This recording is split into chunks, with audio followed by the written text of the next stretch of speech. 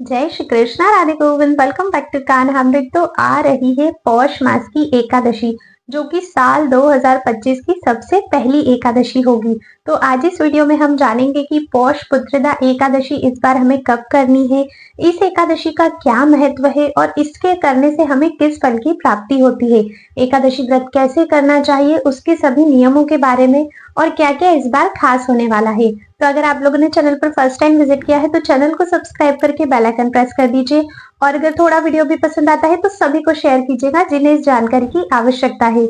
चलिए वीडियो शुरू करते हैं। तो देखिए, जैसा कि हमारे ग्रंथों में, हिंदू धर्म में जितने भी ग्रंथ है सभी ग्रंथों में एकादशी के महत्व का वर्णन है कि एकादशी का व्रत करना प्राणी मात्र के लिए कितना जरूरी होता है। और भगवान श्री कृष्ण के चरण कमलों की प्रेमा भक्ति अगर आप लोग प्राप्त करना चाहते हो, भगवान श्री कृष्ण को प्रसन्न करना चाहते हो, तो सभी व्रतों में जो श्रेष्ठ व्रत है वो है एकादशी का व्रत। भगवान श्री कृष्ण स्वयं कहते हैं कि एकादशी तिथि में मैं स्वयं वास करता हूँ, इसे हरि वासर भी कहा जाता है। मतलब वो तिथि जिसमें भगवान श्री हरि का वास है। तो सोचिए, अब जिस तिथि में स्वयं भगवान का ही वास है वो तिथि कितनी इंपॉर्टेंट हो जाती है। और जब हम एकादशी व्रत को पूर्ण निष्ठा के साथ करते हैं, साल में 24 एकादशी आती है, अगर सभी एकादशियों को आप पूर्ण निष्ठा के साथ करते हो तो भगवान श्री कृष्ण बहुत अधिक प्रसन्न होते हैं। और जब श्री कृष्ण प्रसन्न होते हैं तब हमारा ये मन भी प्रसन्न होता है और फिर देखना आपके जीवन में कितने सकारात्मक परिवर्तन आते हैं। इस बार आ रही है पौष पुत्रदा एकादशी। देखो, सबसे पहले ना इसके महत्व को हम लोग समझते हैं कि इस एकादशी का महत्व क्या है। तो जैसा कि नाम से ही समझ में आ रहा है, पुत्रदा एकादशी वो एकादशी जो आपको, यदि आप पुत्र कामना की इच्छा रखते हो या संतान प्राप्ति की इच्छा रखते हो तो आपको ये फल देने वाली एकादशी है। देखो, जो दंपत्ति जो संतान प्राप्ति की इच्छा रखते हैं, जिन्हें पुत्र प्राप्ति की इच्छा होती है, उन दंपत्ति को इस एकादशी का व्रत अवश्य और अवश्य ही करना चाहिए। शास्त्रों में ऐसा वर्णन आया है कि जब भी आप पुत्र प्राप्ति की कामना से या संतान प्राप्ति की कामना से पुत्रदा एकादशी का व्रत पूर्ण निष्ठा के साथ और सभी नियमों का पालन करते हुए करते हो तो आने वाले 1 वर्ष में ही आपके यहाँ पर संतान उत्पत्ति के योग बनने लगते हैं।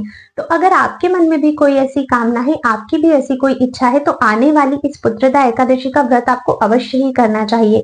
पर व्रत याद रखिएगा, पूर्ण निष्ठा, श्रद्धा, भाव और संपूर्ण नियमों के साथ आपको करना है। और अगर संतान प्राप्ति के लिए कर रहे हो तो फिर पति और पत्नी दोनों को ही व्रत करना चाहिए और दोनों को ही सभी नियमों का पालन करना चाहिए।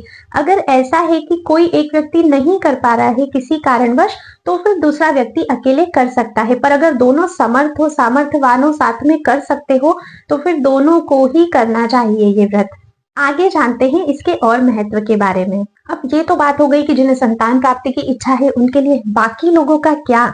तो देखिए, बाकी अगर आपके मन में ऐसी कोई भी कामना नहीं है तो सर्वप्रथम तो एकादशी का व्रत हमें किसी कामना से नहीं करना चाहिए, सिर्फ और सिर्फ भगवान की प्रसन्नता के लिए करना चाहिए। क्योंकि ये तिथि ऐसी है ना, बाकी व्रत तो देखो हम हर कामना से करते हैं कि मेरा ये कार्य हो जाएगा तो मैं ये व्रत करूंगा, फिर उसका उद्यापन भी किया जाता है। पर कहते हैं एकादशी का व्रत सिर्फ भगवान को समर्पित करना चाहिए, फिर उसके जो फल की प्राप्ति होती है उसका तो कहना ही क्या है।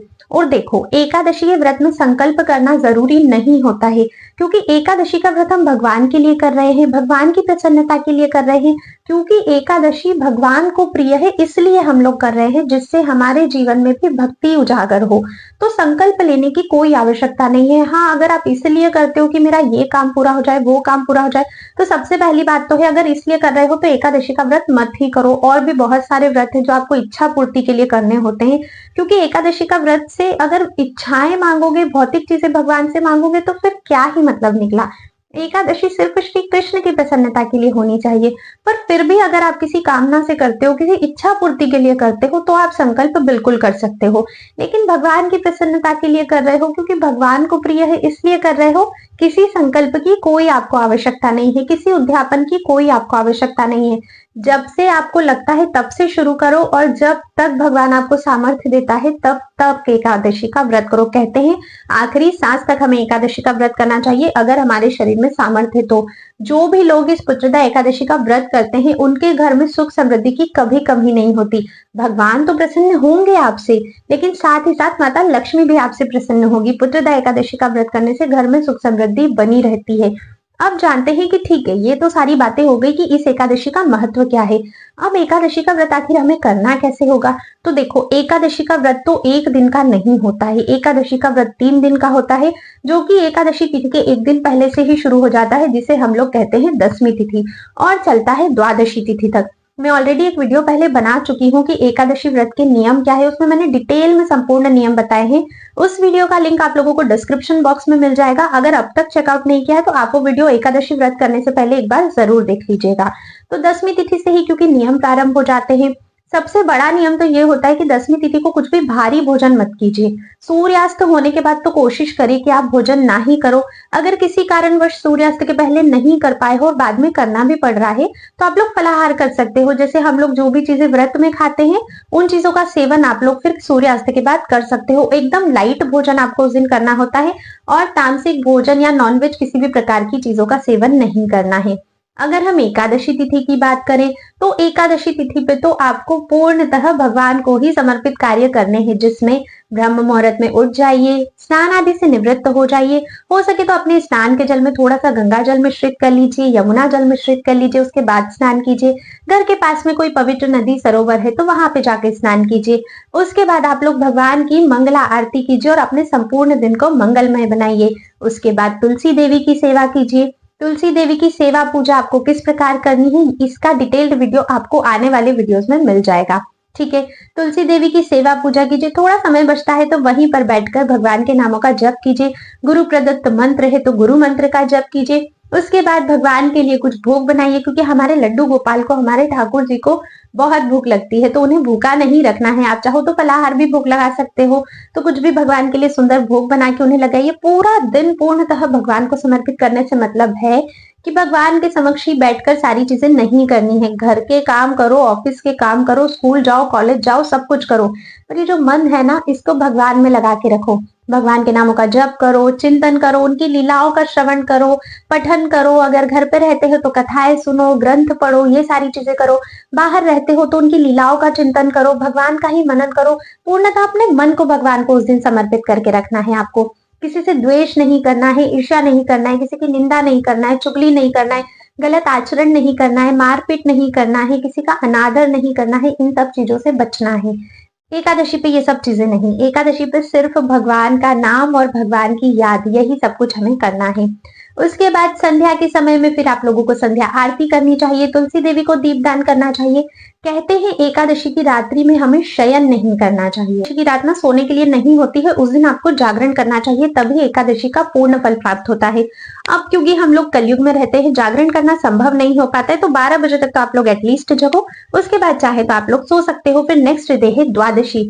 द्वादशी के भी कुछ नियम है। पारण कब करना है, किस समय करना है, क्या विधि रहेगी, किस चीज से करना है, क्या दान करना है, सारा डिटेल्ड वीडियो आपको आगे मिल जाएगा एकादशी आने से पहले।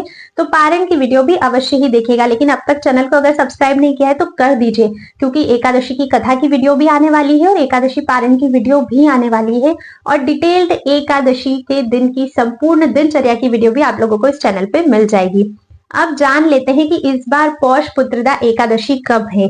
तो देखिए, एकादशी तिथि जो है वो प्रारंभ हो रही है 9 जनवरी को दोपहर में 12:23 से, और इसकी समाप्ति होगी 10 जनवरी को सुबह 10:08 पर। अब क्योंकि हिंदू धर्म में जितने भी तीज, त्योहार, व्रत, पर्व होते हैं, वो सभी हम लोग उदया तिथि के अनुसार करते हैं। माना 10 जनवरी को एकादशी सिर्फ 10, सवा 10 बजे तक है, उसके बाद नहीं है, लेकिन सूर्योदय के समय एकादशी है और उदया तिथि में एकादशी है। इसीलिए इस बार पुत्रदा एकादशी का जो व्रत है वो 10 जनवरी 2025 को ही किया जाएगा। कोई 2 एकादशी नहीं है, 9 जनवरी को कोई व्रत नहीं रखा जाएगा। संपूर्णतः सभी जगह व्रत जो है वो 10 जनवरी को ही रखा जाएगा। तो आप लोग बिल्कुल भी कंफ्यूज मत होइए और अभी से अपने एकादशी व्रत की तैयारी करना शुरू कर दीजिए कि आपको उस दिन क्या क्या करना है और किस प्रकार से करना है।